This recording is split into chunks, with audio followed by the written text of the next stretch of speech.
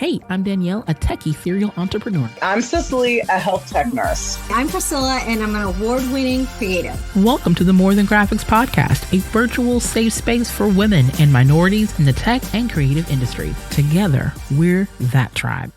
Hello, everyone. Welcome to another episode of the More Than Graphics podcast. I'm Danielle. And I'm Priscilla. And together we make this unanimous tribe of MTG. And I'm really excited for this episode because we're talking about something very, very, very personal to our lives, especially if you're a woman listening to this podcast.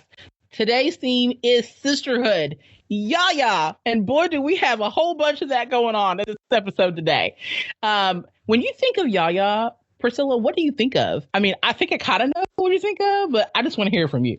I know you know that I always think about movies. Yeah, what is it? Yaya Sisterhood? Yes. Divine, was it the Divine Sisterhood of Yaya? Yeah. Yes.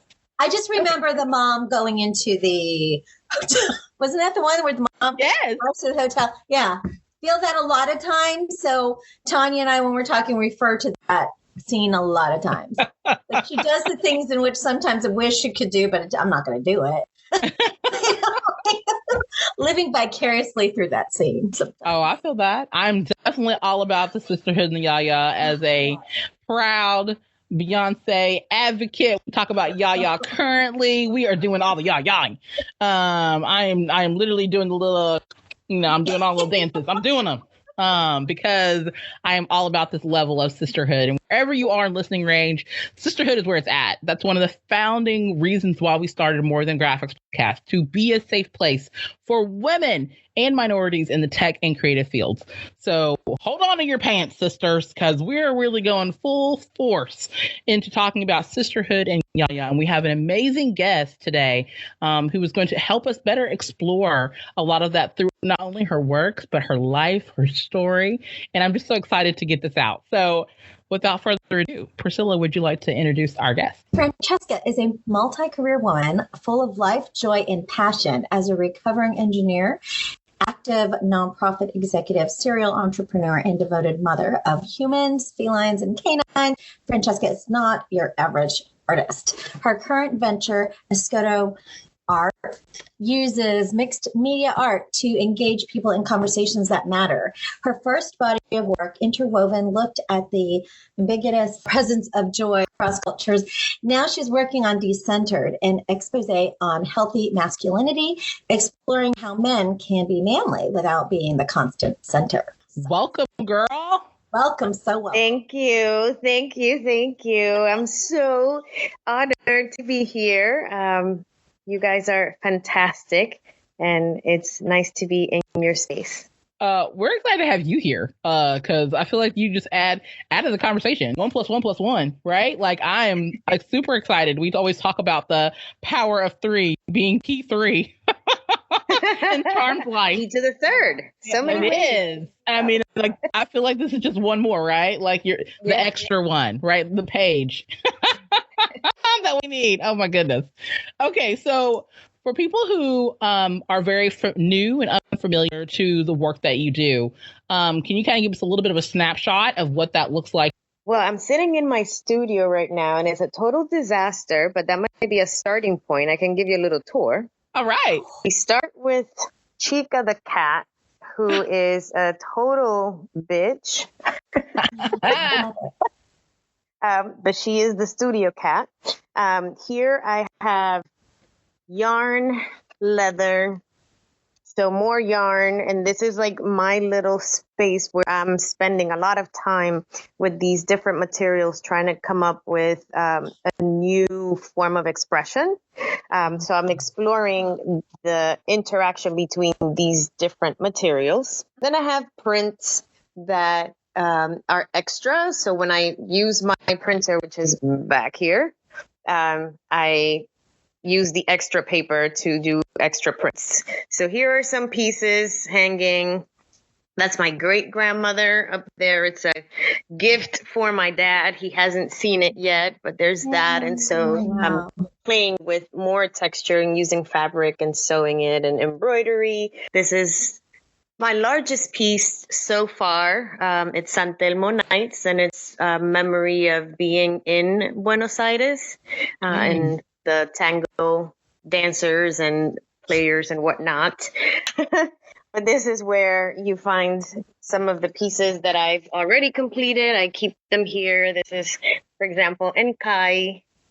And Nkai is a Maasai woman who is part of a sisterhood. What do you know? And so there they are hanging out together. Obviously, I do more than art, but yeah, this is kind of gives you an idea of the different things that I do on a regular day. It's either setting prints up for clients and fulfilling orders, or I'm painting, or I'm experimenting with materials, or I'm getting bitten by Chica, the bitch cat. Oh my gosh, we've never had a tour before. That's what I was gonna say. We've never had a tour, and I want us to always do a tour. Yeah.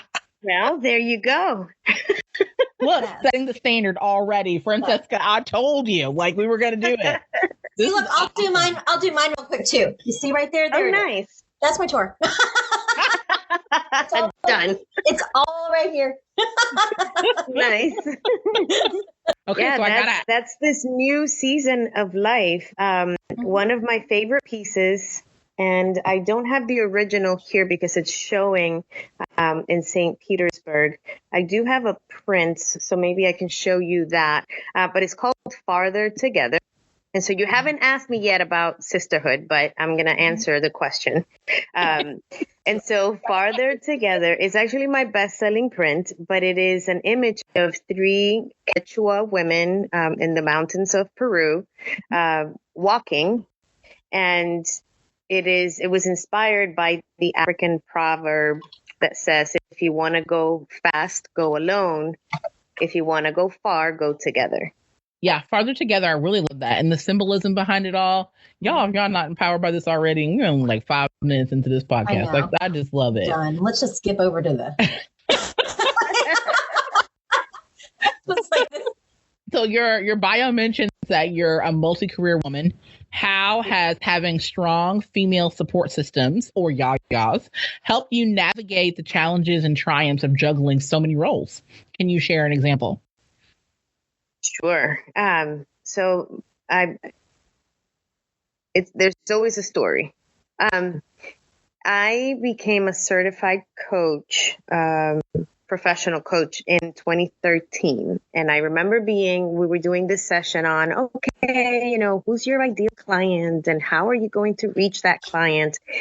I realized how much healing I had to do around female relationships, because I was like, I want to coach men. Like, women are a mess. I don't want to talk to women all day for them to be all, yapping and catty and whatever, all these ideas I had about the female way, right? The feminine way. And I think it started there. And the minute I made the switch to, wait, I'm going to really dig into female friendships. Like, I need to rediscover my own femininity and my own connection to my sense of womanhood, my body, just who I am, right? Everything changed. Everything changed. I became... It took time. It took time, and it included a divorce. But it was also having 3 daughters and deciding that I couldn't raise women if I didn't like women. And so it was a lot of healing from my relationship with the women in my family and what I thought or I understood their roles were, how they showed up to the world, and being able to find a new way of being a woman that was not necessarily what I was inheriting. I had, she's passed on, but my grandmother was a very stoic woman, very strong. She's the one that spearheaded the family coming to the U.S. from Dominican Republic. Well, her mom came first. And there's a reason for the story. It'll all come together. So my great grandmother, who passed away when I was already like in my 30s, right? So I grew up with this woman. Like I have 5 generations of women in my life. She was the pioneer. She came to the States in the 60s when it was still safe to be an immigrant. And you could just walk in, get your social security card and work and do your thing. So she was first, and she came alone at a time when being a woman of color in the US, it was like, who does that, right? But she did it. And so it wasn't until the 80s that the rest of the family came along, and it was political unrest in the Dominican Republic. My grandmother was like, we're leaving. And so she made all the things happen, and we were able to come. But my grandmother was very matriarchal, and we call her the godmother, not in a good way. It was like The Godfather, the movie. I see. But there was love in there. That was her way of loving, was to protect the clan, right? It was to bring order, to make sure that people got along. You didn't have to really get along, but you had to at least fake it. And so there was a lot of unresolved issue, like kind of like turmoil under the waters. And it was the best that she could do to keep the family together, which was really important to her. And I think that taught me about family, the importance of sisterhood in that way, where you build family. But I also learned that I didn't want to be a control freak. I didn't want to manage everybody's lives. I didn't want to be responsible for everyone's happiness. And keeping the peace was not as important as living in peace. So it took a long time, but along the way, I found women who lived differently, who walked differently. And for example, there's Blanche Pringle. She was, when I went to college, it's another long story for another episode, but she was the director of multicultural affairs at WPI, which is where I went to school. And to this day, 30 something years later, Blanche and I are like soul sisters. We have the same birthday, but she's much older than I. So it's like these parallel lives thing where she was a frustrated artist. She really wanted to pursue her career in art, but she felt like she had to give back first. She had to rescue some people. And I was one of those, stray cats that found her way because of Blanche. And so today we share art, which you would have never thought that was the thing that we would find in common, because I met her as I was becoming an engineer. So that she's one of those individuals. I think watching my mom grow past a lot of what she was my grandmother's daughter, right? So she was the child of that stoic woman who really needed to control people and whatnot. So I think my mom was the recipient of control, and in many ways didn't fully develop and grow in the ways that she wanted to. She had me at 15. So her life is flourishing now after her 5 children have grown, and so she's rediscovering things, and that has been a really healing exercise as well, just reconnecting with her and redeveloping that.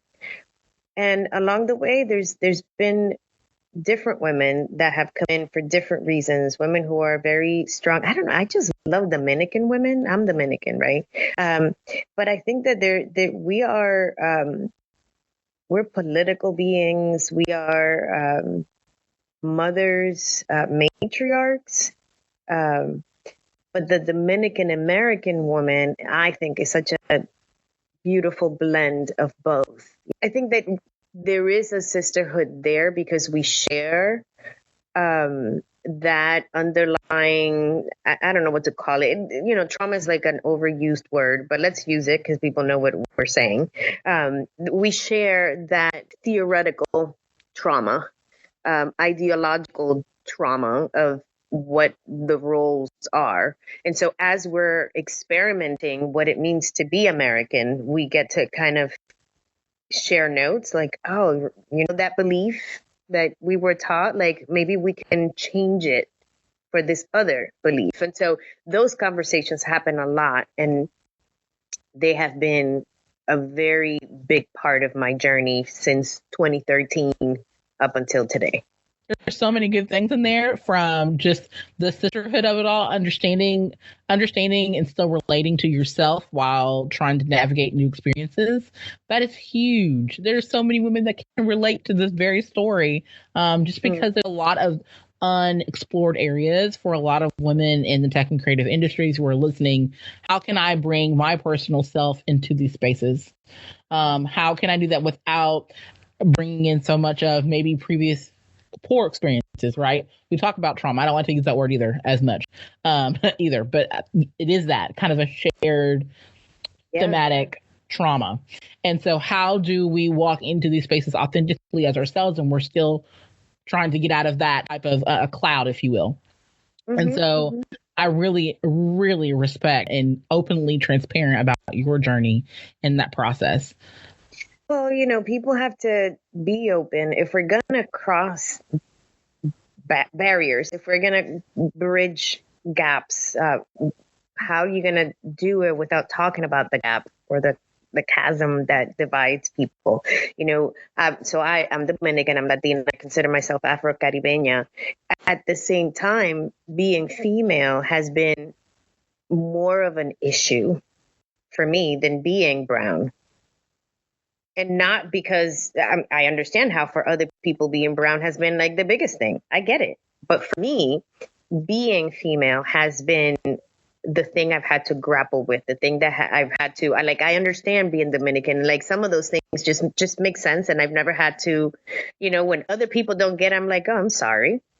Move on, right? But being female, so talking about being in the tech world is a big part of daily life. And so how I show up at work and those relationships and how I navigate them really felt like a very big deal that I had to learn to do. That started earlier than that, like decisive moment when I was like, oh my goodness, I don't like being a woman. I don't like women. Like I need to, you know, work through that. Before that, it was, and this is graduating from college. I graduated at a younger age than most people. I was 20. And when I entered the workforce, I was 21. So that was already, you know, like I was already younger. And it's not because I said so, although I do think I'm cute. So this 21-year-old cute little Latina thing that is already sexualized, because if you search Latina online, you're going to find porn, right? So there is a connotation, an association that people make in their heads. So you walk as a cute little 21-year-old Latina with a big butt and curly hair, you're already standing out into a space of white men. Being female, being cute, all of those things was actually very uncomfortable, because these men, you know, that, oh, you remind me of my granddaughter. It's like, yeah, but I'm not. I'm like a full engineer, you know, college degree and all. Or if it was brown people, they're like, oh, you're so rare. Like even in our space, you know, you're extra cute, you're extra this. And it was still, I felt like a monkey on display at the zoo as a rare object that was just, you know, the whole, like, can I touch your hair moment. So it was more meaningful for me to figure out how to be a woman in these spaces than it was how to be brown in these spaces. Brown was always secondary. I feel that entirely. I feel like that's, and I know you can too, Priscilla, as we talk about ageism in the workplace, things along those lines. Like, it is so intolerable for me. So when people come to, oh, well, that's really smart that you're so over credentialed, and that's amazing. I've got a friend who's just starting, and he's super white and young, and he has little to no experience. You guys should work together, and I'm just kind of like, why? He's not even on my playing field. Why? Why? So Yeah, I I mean, got here after, decades, and then you get a free pass. Like, how did that happen? exactly. Yeah, I feel that. So I feel that exact term that sometimes being a woman is so much harder than being brown. I feel that. I feel that in my bones.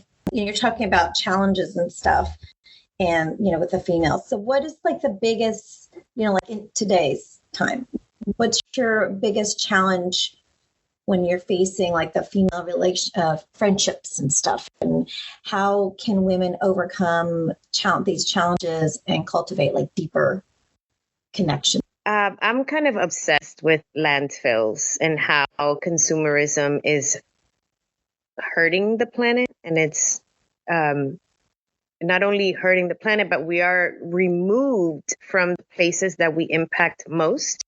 So we don't necessarily see the impact that our consumerism and our spending and our disposable culture has on the planet itself.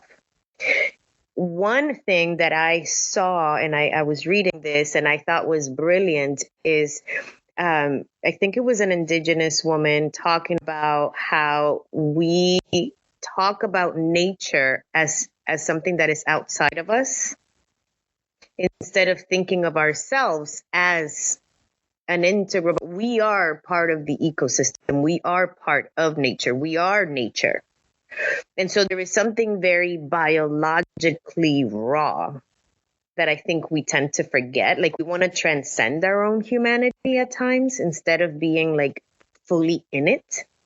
And so being fully human means understanding my biology, what I'm wired for, and how that impacts my relationships, how I relate to other members of my species, other members of other species, and creation, if you're a creationist, itself.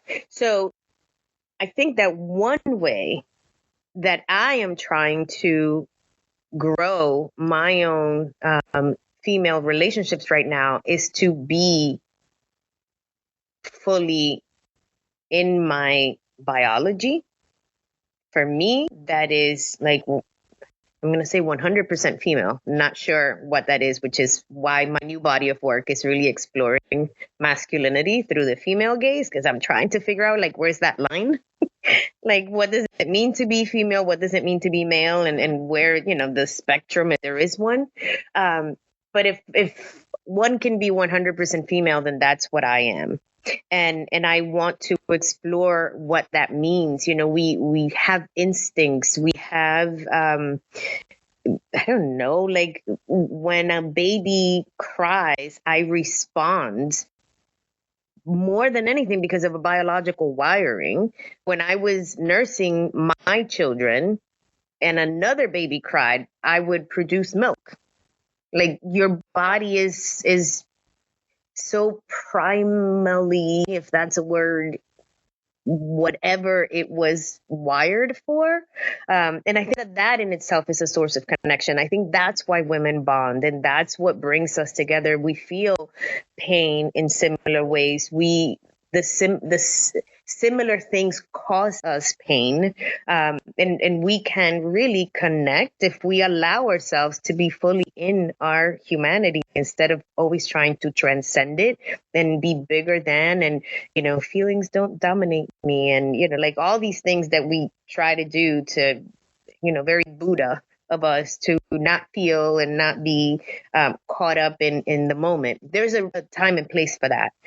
But if we spend too much time in the mountain, then we don't get to really live and be fully alive. So what can women do to grow together and overcome challenges together? I think it's that. I think it's acknowledging their humanity. And so the corporate world, for example, can be so cold and so devoid of nature. I think we can bring that back in, and we can create spaces and moments where it's okay to be raw, to be, take your shoes off, put your feet on the ground, cuss at your boss when they're not hearing you. And just, feel, be present, and creating that kind of space for each other without judgment. Yeah, it was so funny when you were talking about when the baby crying and stuff. I remember feeling that.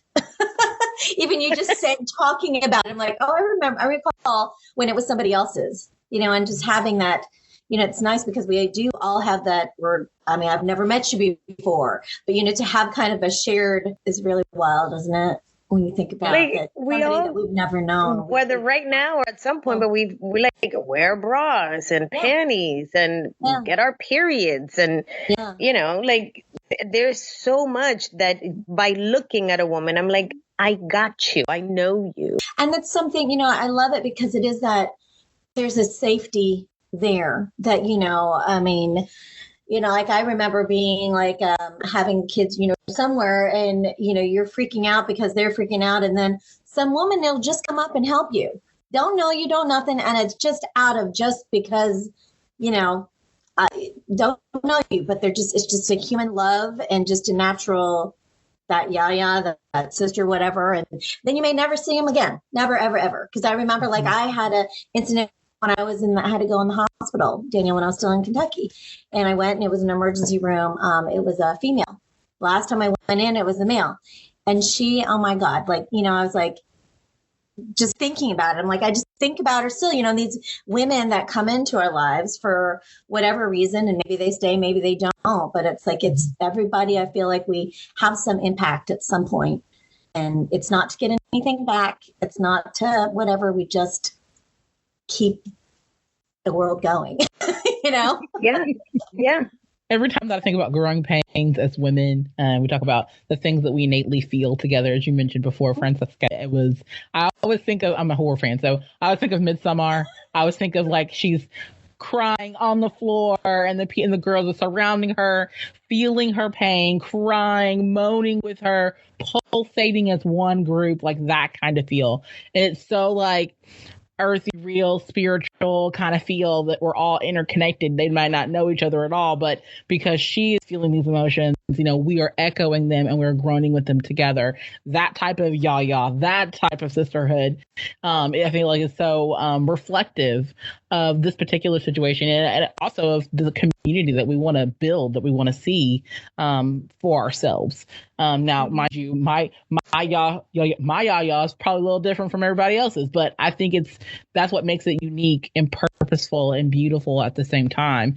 And it goes back to exactly what you were saying, Francesca, about finding your tribe and what that can detail and look like for women, regardless of space, origin, parameters, etc.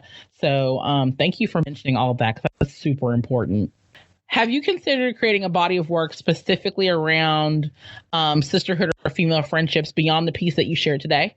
There's a lot of narrative about women. And a lot of men take the initiative to paint about women, which I always find so interesting because they don't paint about manhood. They paint about womanhood. So that's the first thing. So in a kind of rebellious way, I'm like, well, F you, watch me be this Latina immigrant. And through my female gaze, I'm going to talk about you. And I'm going to tell you who you need to be and how masculinity can evolve so that it can serve humanity a little better. Well, anger is not the place to live out of. So part of me, it feels rebellious and like art has to take it on. Like I want to have that. I want my art to speak to that. But then this other place, the place where I take my shoes off and put my feet on the ground, right? And then what comes up through the earth for me is woman. That's who I am. And I feel like that's where love speaks from. So all that to say, it's inevitable for me to speak about men and not speak about women. because in one way or another, and it's interesting, I was having this conversation with some friends recently.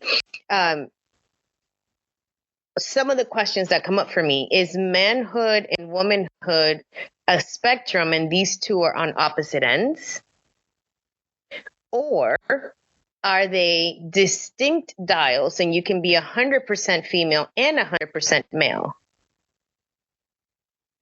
And I don't know, right? So it is in that exploration that I feel like I have to be woman to speak of man. I don't know. It's this, I'm still trying to figure that out. So the answer is, I think it's inevitable for me to create a body of work about womanhood. I'm starting with manhood, but who knows? Because in the process, I might just be like, fuck this. I'm just, I got to give birth to this woman thing first. I don't know. We'll see. It's a blank canvas right now. Yeah, I love this. Like, this totally speaks to me. I love your theories on that because there are so many people. We have plenty of listeners who are non-binary, who are focusing on what defines them and outside of the spectrum of being male and female. So I'm really like, this excites me because there is opportunity to explore, and it also helps validate the people who are, right. Like, it validates all the things. So I really appreciate you bringing that up because I do feel like there's a lot of listeners out there who would really appreciate that support and encouragement. And the thought just came to my mind, like, what would it look like for 100% men to experience sisterhood? Yeah, that's deep. That's so deep. And we've seen the viral TikTok videos, the reels, where they're walking around with the menstrual pads, what is it, the little spasm pads, if you will, that gives them the electrocution of how it would feel like. The cramps and things. Yeah, exactly. We're gonna turn it up to 10, and see if you laugh. Like, that's what I think. Can you handle it? Exactly. Men are ready to pass out on the floor. Like, no, I can't. Yeah, I can't handle that. Yeah. But I feel like that type of simulation can totally be used in other conversations in and around what is definitive of womanhood. So I love that. I love that you even mentioned that on the side. Those are great questions. I hope you get the answers that you seek from them let us know what you find.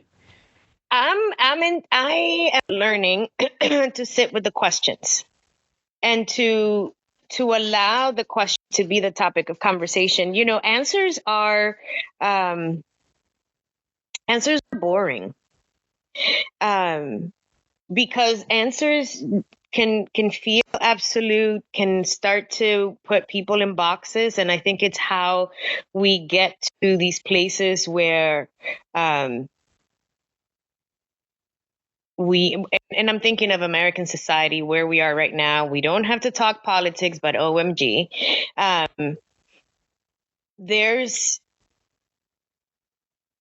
want to invite people into the discomfort of not knowing and not having an answer, because some things are relative. Not everything is relative, but some things are relative. And I think it's important to create space for people to be in the gray. The concept, right? We talk about this concept of sisterhood and how it intersects with other aspects of your identity, right? Such as your professional life, your role as a mother, your artistic expression. How does that intersect? Like, how does that all work for you? And I feel like you've talked about this a little bit already, but I love the intersectionality that we can be a duality of multiple things. We can be a duality of being a techie and a creative. We can be a duality of being a mom and a provider. We can be both the nurturer, but also an authoritarian and respect of that. So where does your intersectionality where does that cross for you, and all the different hats you wear? What a great question. So I am my grandmother's granddaughter. And I think that when we run away fast from some place, we end up circling around and taking 4 rights ending up where you started. So I've had to be intentional about balancing my matriarch energy with not only self-care, but trusting other people, right? So control sometimes has to do with not thinking that others can do and that others can solve. So I have found a balance that works for me between being mother and raising women. Right. And so they have, it was really important for me to empower them, to let them know that they can make decisions, that they can trust themselves, that I don't have all the answers. I have some answers, and I have a responsibility for setting guardrails, but the guardrails fall off, right? Like training wheels, they fall off at some point, and you can ride on your own without the guardrails. So I was intentional about that. And I think that gave me also a sense of freedom to make mistakes, to experiment, to change, to not have to be so rigid in my own living, because I wanted to model for them what it was like to always be getting rid of training wheels.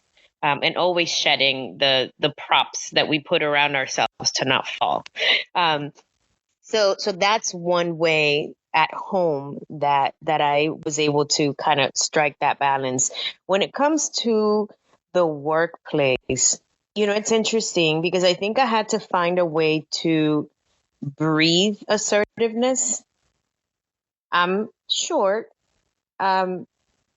By whatever standards in society, I'm good looking. I don't think I'm a model or anything. I don't mean that. But when you're in a technical environment and you bring color and fashion and hair and whatever, that can be seen as a whole lot because it's a very bland space.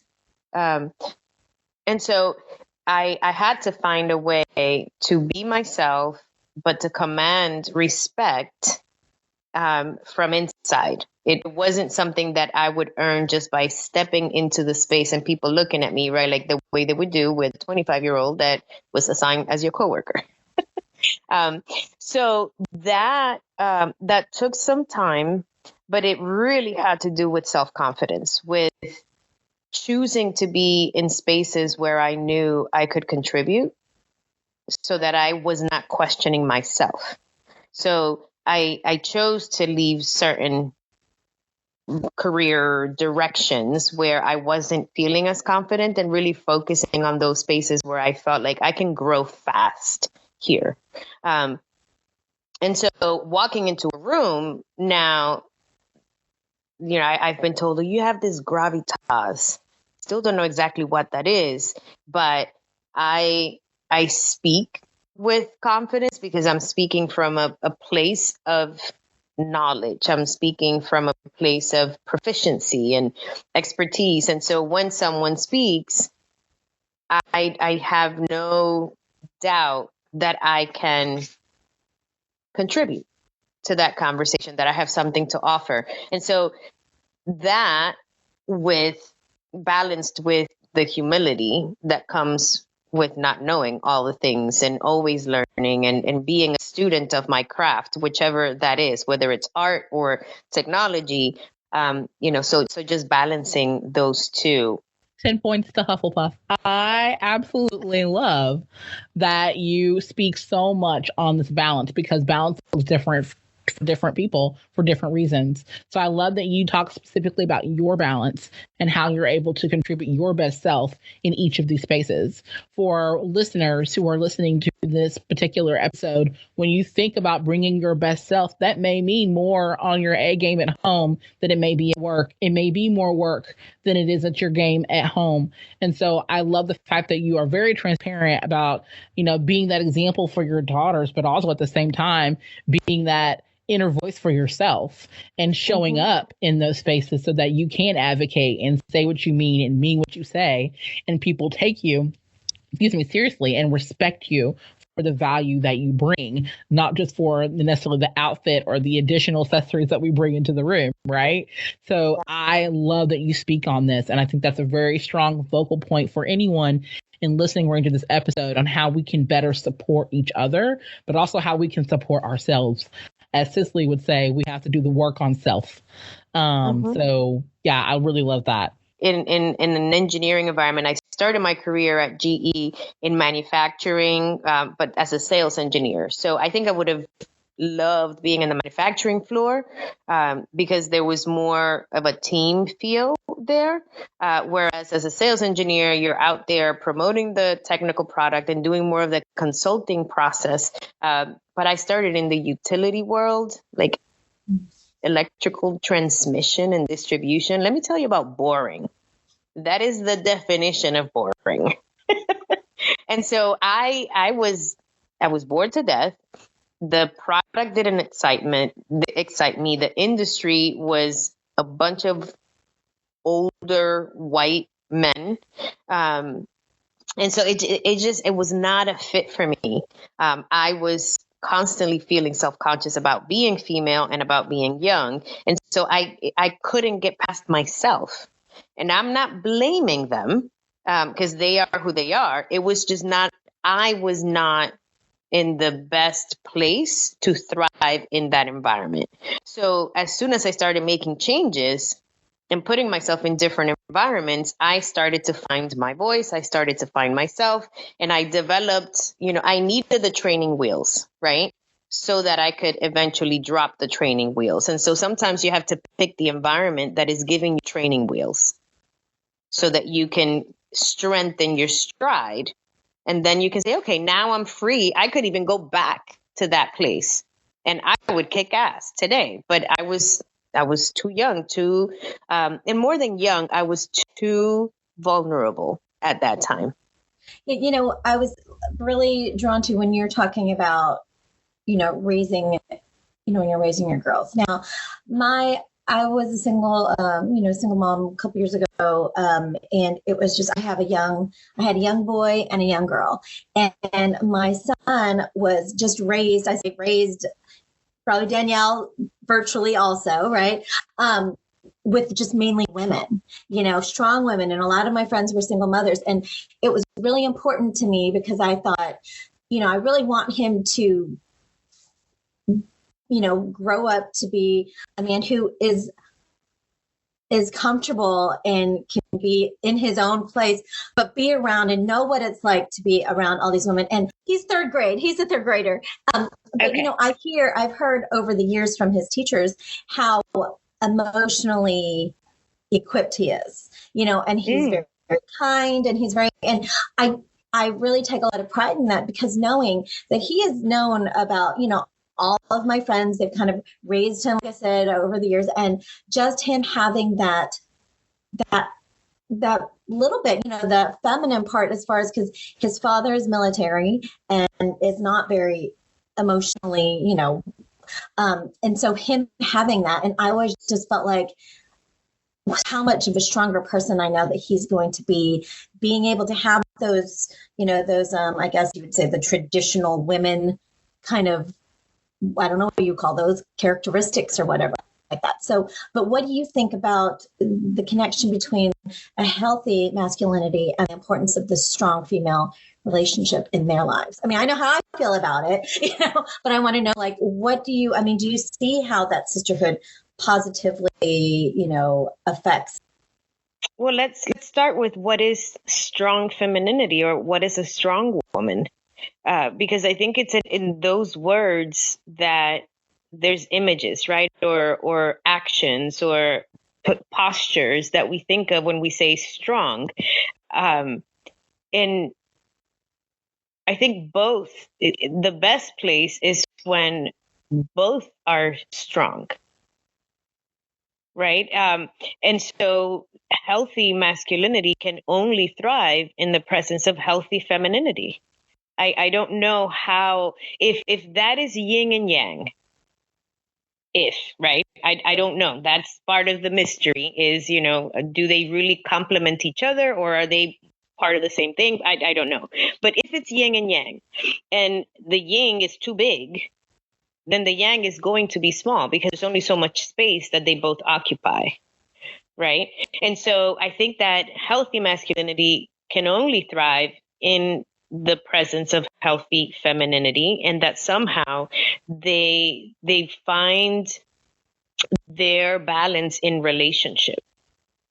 It can't exist on its own, right? Because they're occupying the same space. And so even as I'm thinking of this series of paintings, I keep thinking of like, how do I show a healthy masculinity?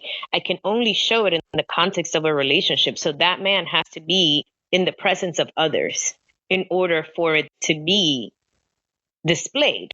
A man by himself cannot, I mean, yes, you can be healthy, but you know what I mean? Like, I'm trying to show these traits, but they're only visible when they relate to others.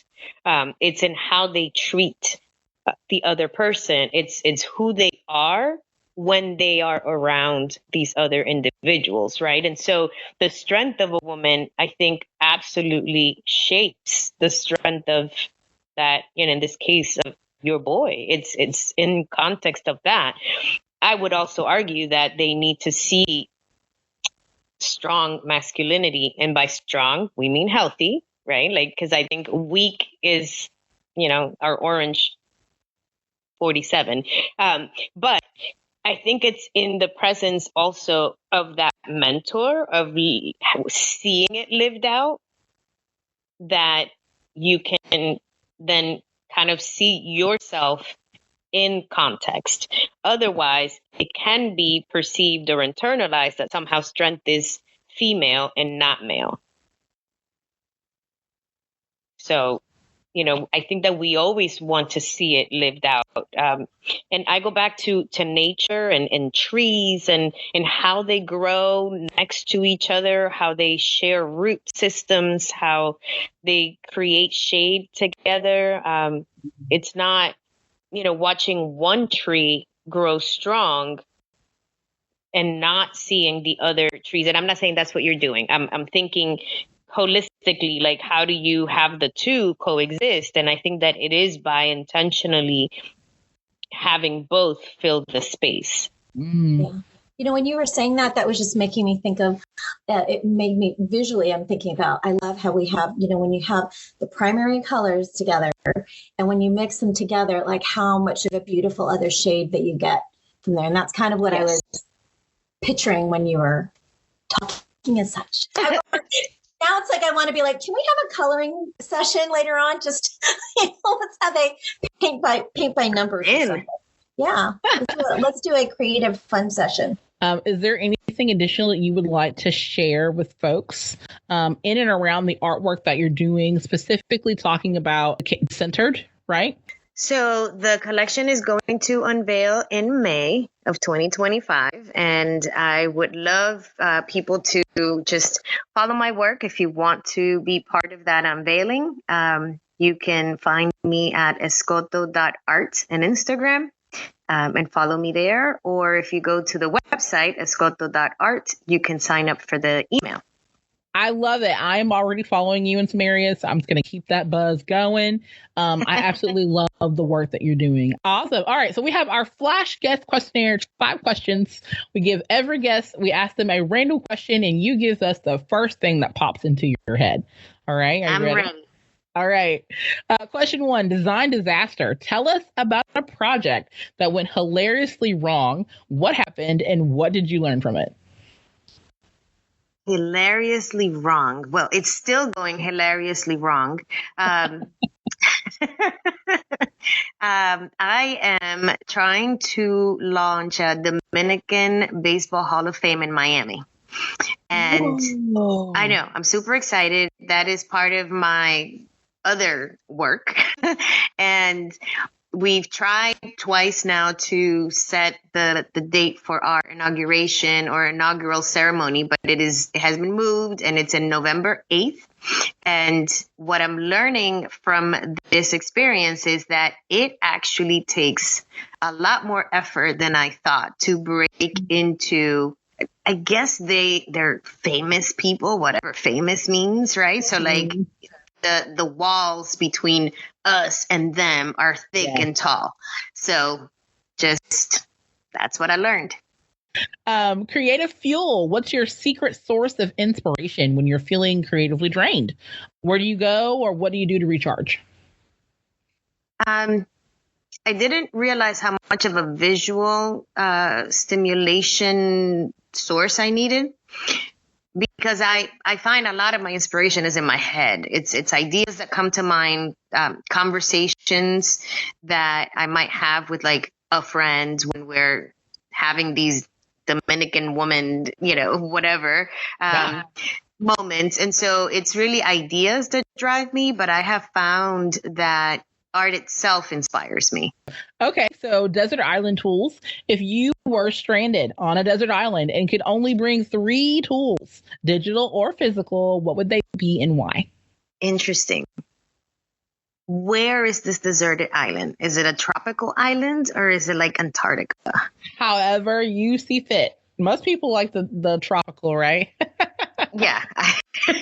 Nobody wants to get stranded in Greenland.